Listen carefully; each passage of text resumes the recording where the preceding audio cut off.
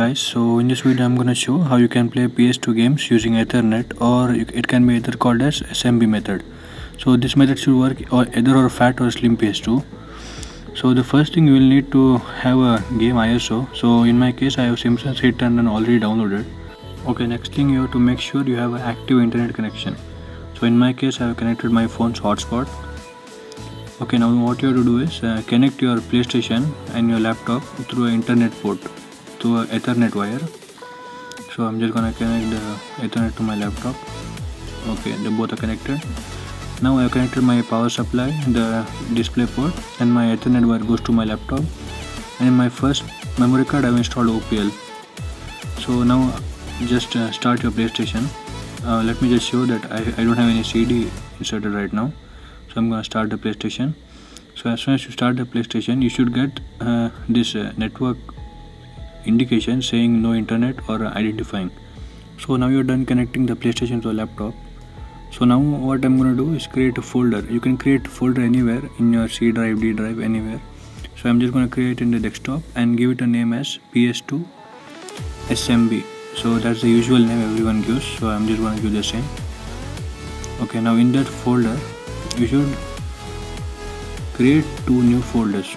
So I'm just gonna create new one. So the first name should be DVD. So make sure all the letters are capital. Then one more folder name saying CD, and even this should be capital letters. Okay, now we have both the folders ready. So now I'm just gonna drag the game to any of the folders. So you might be wondering where to copy.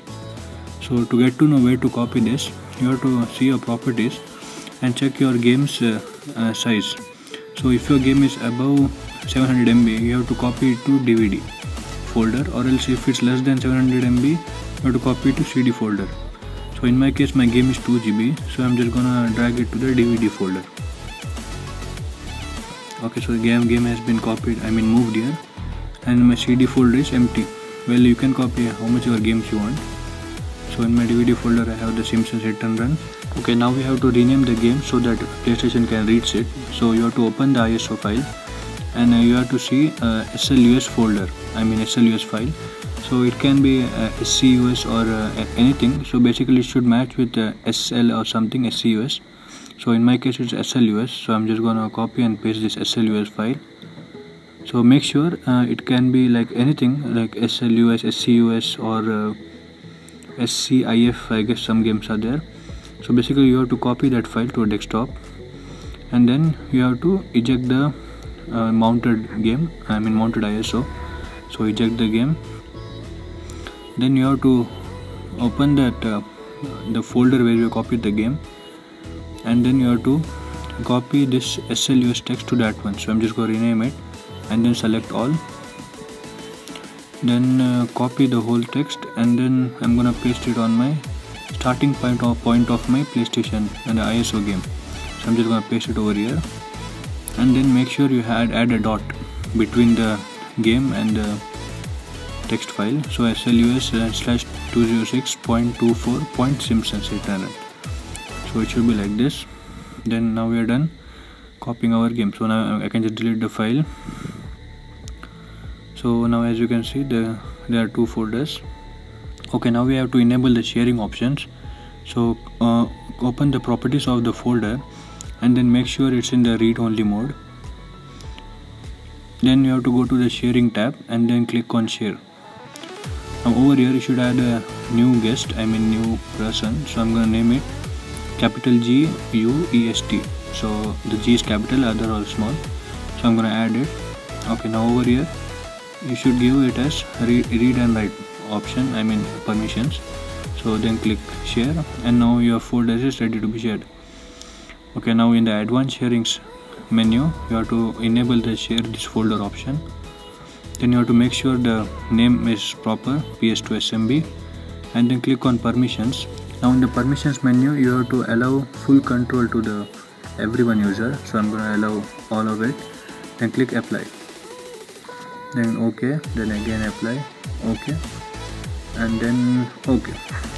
So now we are done with the sharing the folder. Now we have to change some settings on the computer. Well, some people miss this step, so I don't know why. So it's a very important step actually. So on your search bar, type for turn Windows feature on or off, and then you should see, and you have to open this thing. So now you have to scroll down until you see SMB 1.0. So expand it and then make sure you select everything. So in my case I have 3, so I'm just going to select all of those. I don't know why some of the tutorials have missed this method, but it's a very important method actually. So just click OK after selecting all those 3, and that's why I said have an internet connection, because it might download some files in case. So now it's ready, so now I have to restart the computer. Okay, I'm back after the restart. Okay, now what we have to do is just make sure still your PlayStation 2 is connected. So as you can see, it says no internet, and so that's basically it's connected properly. Okay, now what you have to do is go to your control panel. So to open the control panel, I'm gonna search and type in control. Okay, it's over here, so I'm gonna open it. Wait, I'm just gonna change it to large icons. Now you have to open network and sharing center. So okay, now in case we have a category view option, we should be under network and internet and network and sharing center. Okay, now in this page you have to go to change advanced sharing. Now over here you will see 3 bars. So in the private, all the settings should be same as mine. So in my case I have turn on network discovery option enabled, and then turn on file printing sharing option as well, and in guest and public turn on network discovery and turn on file and printing share. So even that's enabled, and in all networks you have to make sure it's same as mine. So turn on sharing, and in this use 128-bit encryption, and make sure you keep the turn off password, because if you on it's gonna be a more complicated method, so just let it be off. So just make the settings same as mine, and then save the changes. Okay, now we can head back, and then you have to open change adapter settings. I'm just gonna open the window. Okay, now let me close everything. Okay, now what you have to do is open command prompt. Well, you can open command prompt by the run option. So just type cmd in that, then OK. Then in your command prompt you should type ipconfig in small letters. Okay, now when you type ipconfig, you might get some numbers and like the IP address of the devices. So now we have to focus on Ethernet adapter Ethernet. So we have to focus on this one, because we are going to use the subnet mask of this. So as you can see, it says 255 and all.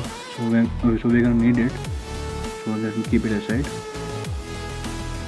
Okay, now over to the window you have to click on Ethernet properties, and then go to Internet Protocol version 4. So properties, then you have to click use this following IP address. Okay, now over in IP address you can type any address. So I'm just going to type 192.168 and most probably 0, and then 123. Okay, so this is going to be my IP address of my laptop. So now the subnet mask is going to be 255.0.0. So I'm copy it and I'm going to paste it here. Okay, and now the default gateway you can set it as anything. So in my case 192.168.0.1. Okay, so that's going to be my default gateway address of my laptop. Now in the second category you have to use a DNS server. So I'm going to use Google's free DNS server, which is 8.8.8.8, and then alternative is 8.8.4.4. so this is the Google's free DNS server. So now make sure all the settings as proper. Now you can close it. Okay, now in this case you can verify once more. So I'm going to open cmd and then again type in ipconfig.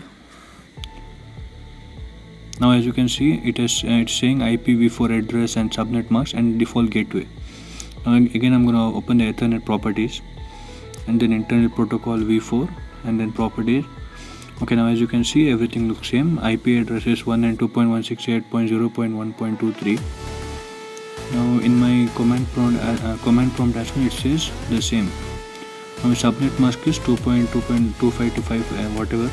So it's same over here, and the default gateway is 0.1. Okay, that is same. Now the DNS service also looks fine, so I can just close everything. Okay, now we are done with the computer side of part. So now we have to just restart your PlayStation again,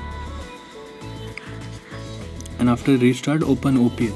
Well, if you guys want to install OPL on your PlayStation, I've already created a video on that, so you can just refer that video, and then open settings in the OPL. Okay, now over here go down to ETH start mode, which is Ethernet start mode, and then set it to automatic auto. Then after you have change the settings, click on OK.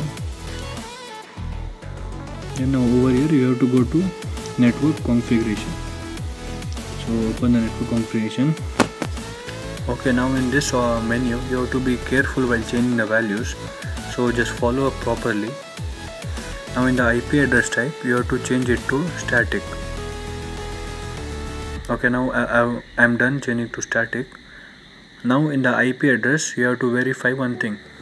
So I'm gonna go down to IP address, and you have to make sure it is same as the first 3 points of the default gateway. So in my case it is 192.168.0, and my PlayStation also it is 192.168.0. So what you can ignore the last point, which is in my PC it is 1 and my PlayStation it is 10. So you can just ignore the last point. You have to just make sure first 3 are same, and if it's not same you have to make it equal. Now in the mask you have to make sure it is same as the subnet mask, and in the gateway you can so it's better to keep it same as the default gateway, or else you can keep it to anything. It doesn't matter much, but it's better to keep in default gateway. Now we are done with the PS2 side. Now on the SMB server type you have to change the address type to IP, and in the address option you have to give the same address which we gave in the IP address, or in case of command prompt in IPv4 address.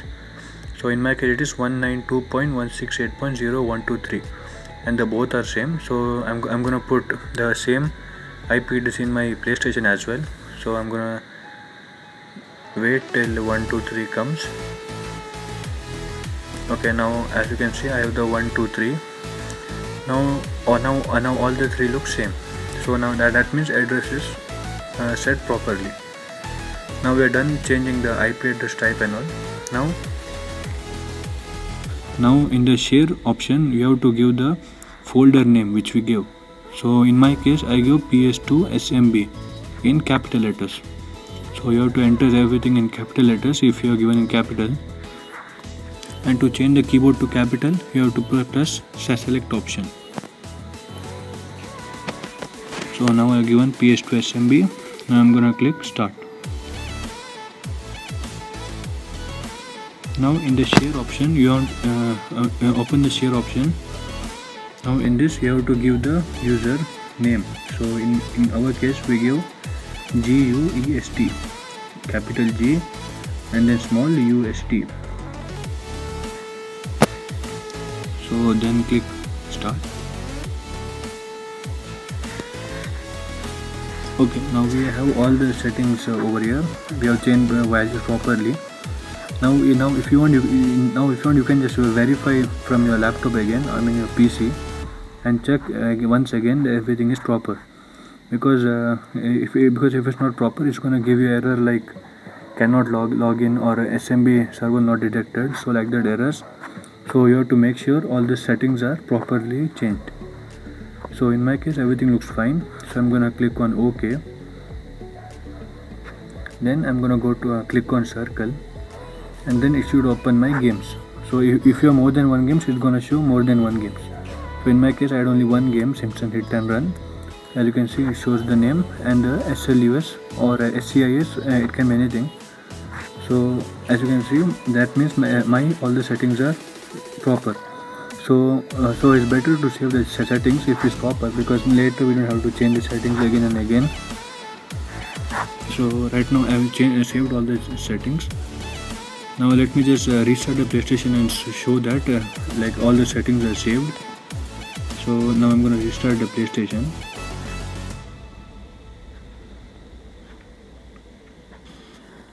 Okay, now I'm going to open the OPL in my way. Well, you can open OPL from FreeMC boot as well. So now the OPL is loading all the settings which we had saved. Okay, now it looks like all the settings are loaded. Now I can again click circle and my game should be here. So now if I click X, my game should just launch very properly, very fine. So as you can see, I just fast forwarded it, so everything looks fine. I'm just gonna show you the small gameplay. So if you have any doubts, you can ask me in the comments. I'll try to help over there. So subscribe to the channel and give a like. Thank you.